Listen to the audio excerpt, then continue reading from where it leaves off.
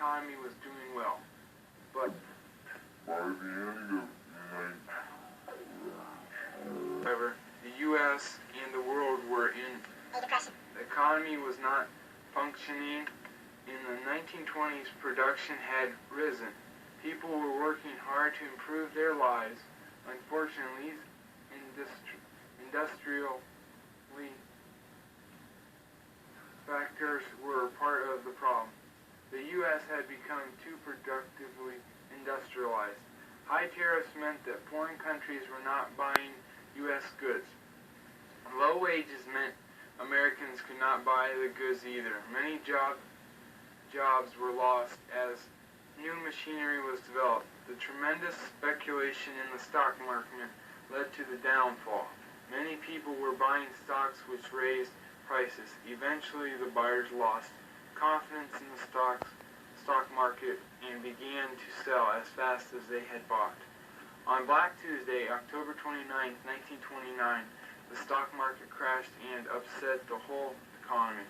The depression caused much fear throughout the U.S. and the world because it affected so many people for such a long time. By 1932, the depth of the depression, over 12 million people in the U.S., or 1/4 of the workforce, were out of work.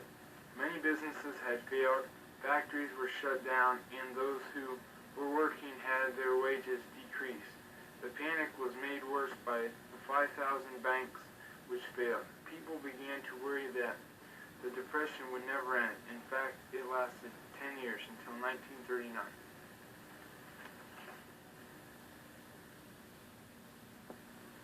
Hello. This is my grandfather, Paul Kaylor from Ashland, Ohio. Mr. Kaylor, could you tell us what your life was like during the Depression? Well, during the Depression, our life was pretty rough. We didn't have much. We lived on a farm. We done everything with horses and cattle, and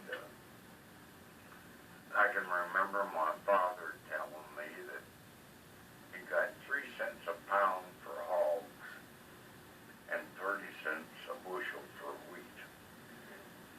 You could work all day long and only get 50 cents. Used to buy a pair of bib overalls for 50 cents. Go over to Reedsburg and buy a bag of candy at a little store. You get about a half a pound of candy for a nickel. This was back in 1924 that we moved to this farm. It was a 277-acre farm. We farmed it all with horses. Had 13 head of horses, 24 head of milk cattle, and we milked them all by hand.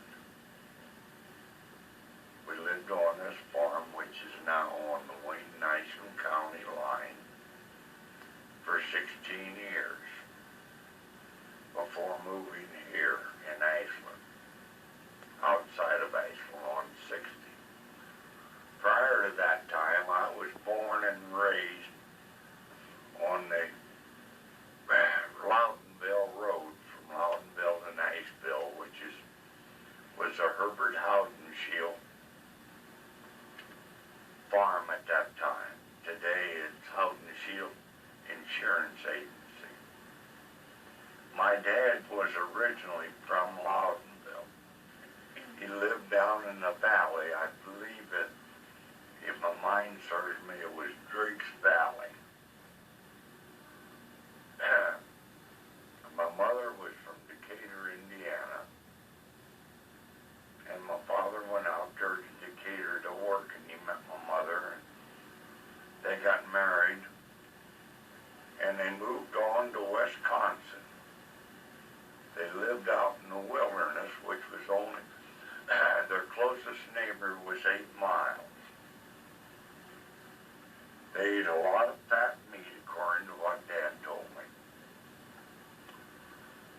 In 1918, then they moved back to Loudonville.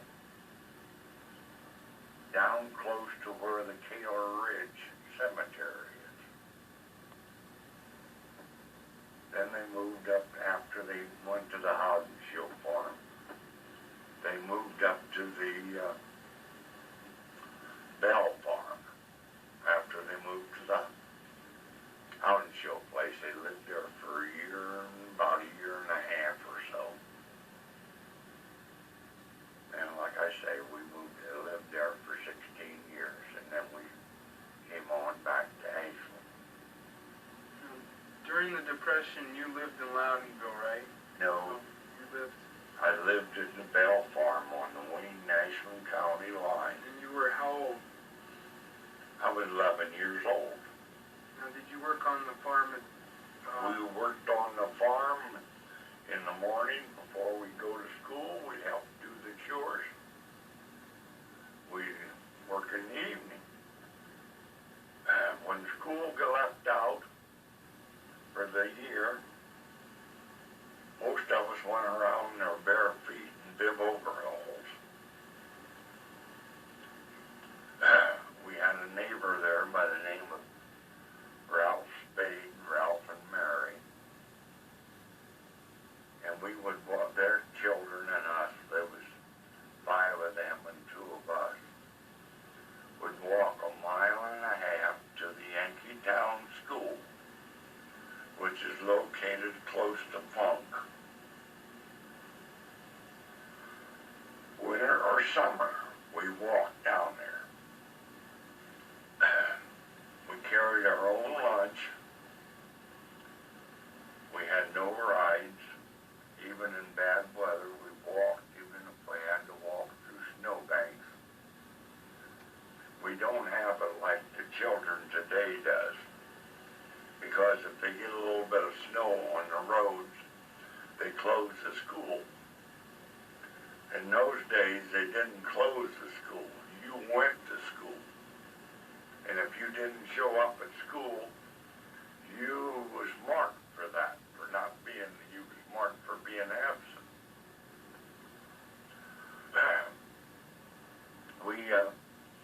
We had a good life. We had plenty to eat, good warm place to sleep, and we had no carpet, only in certain rooms we'd have a 9x12 carpet, but most of the rooms was covered with linoleum. Heated everything, the whole house, by wood-burning stoves. All of our water was heated by wood-burning stove. And I can remember when I'd come home from school, my job was to fill the wood boxes. There was 2 wood boxes.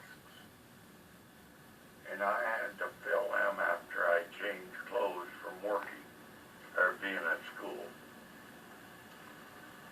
I got that done. Then if I wanted a snack before I went to the barn,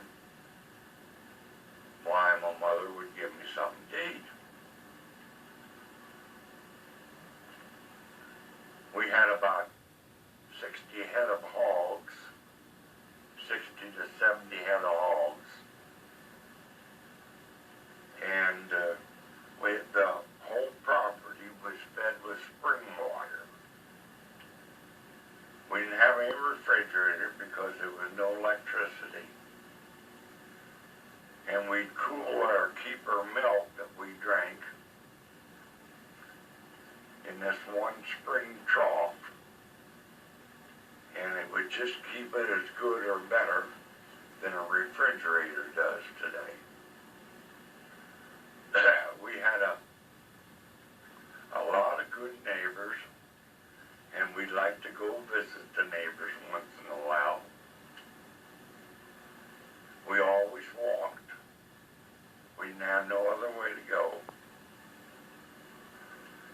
Dad would carry a kerosene lantern, and we'd walk anyways. We wanted to go up to the neighbors, which was a quarter of a mile away, or down to Devaney's, which was a half a mile.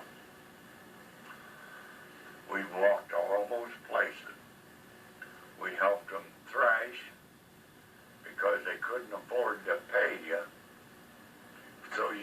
exchange help. You help me and I'll help you. We made all of our own bread.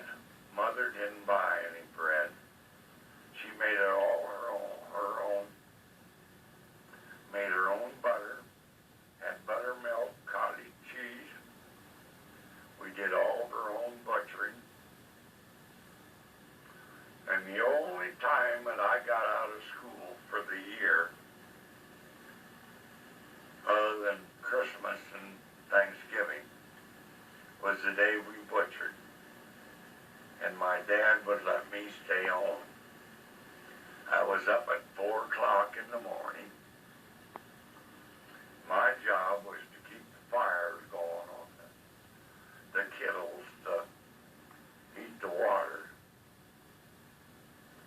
Then we go do our chores and come back and have a bite of breakfast and start the butchering. We made all of our own sausage, pudding, and a lot of people don't even know what souse is. Well, that's goody. Got to get used to it. And take your pudding along with cornmeal, stir it up, cook it. When it sets up, you slice it off, put it in the skillet, and brown it. If you like butter on it, put it on. If you like syrup on it, put it on. We made our own syrup. We raised our own molasses, buckwheat. We raised buckwheat along with our other crops. And we would take that buckwheat over to the mill and have it ground along with the corn. And have our own cornmeal and buckwheat flour for buckwheat cakes. We used to take our sorghum, which a lot of people call molasses, but it's a sorghum. It comes in a cane about an inch or inch and a half round diameter, perhaps 6 feet tall. We would put that on a wagon with a team of horses and take it about 4 miles over to a fellow by the name of Jeff Dean. And he would run it through this mill that he had, and it would grind the sorghum up. And we catch it and bring the syrup out, and we catch the syrup. Mother used to make molasses cookies. There wasn't anything any better than those molasses cookies.